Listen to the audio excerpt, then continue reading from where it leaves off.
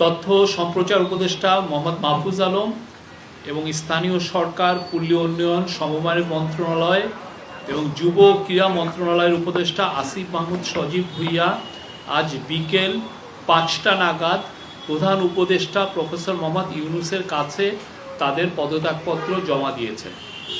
উপদেষ্টারা রাষ্ট্রীয় অতিথি ভবন যমুনায় উপস্থিত হয়ে পদত্যাগপত্র জমা দিলে প্রধান উপদেষ্টা তা গ্রহণ করেন।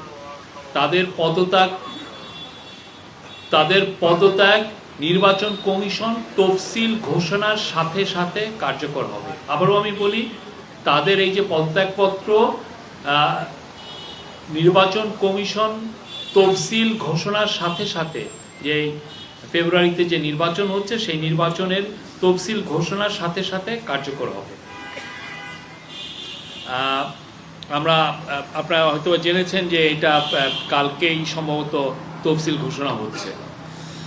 জুলাই গণ অভ্যুত্থানের সম্মুখ সারিতে থেকে নেতৃত্ব দেয়া এই দুই ছাত্রনেতার পদত্যাগপত্র গ্রহণের পর প্রধান উপদেষ্টা তাদের ভবিষ্যৎ জীবনের মঙ্গল কামনা করেন।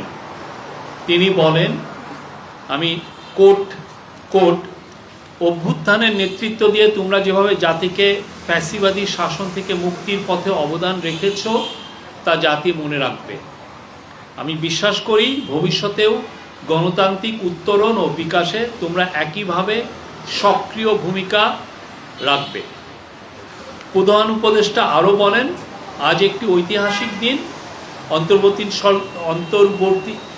প্রধান উপদেষ্টা আরও বলেন, এটা আবার কোর্ট, আজ একটি ঐতিহাসিক দিন। অন্তর্বর্তীকালীন সরকার সবসময় তোমাদের অবদান স্মরণ করবে।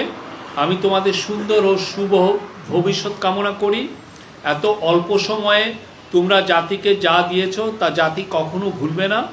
তিনি বলেন, এটি একটি রূপান্তর মাত্র। আমি আশা করি আগামীতে বৃহত্তর পরিমণ্ডলে তোমরা আরও বড় অবদান রাখবে।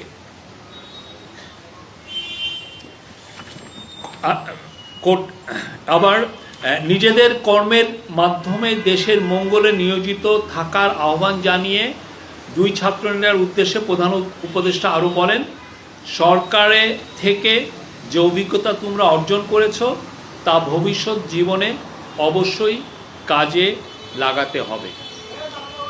Thank you.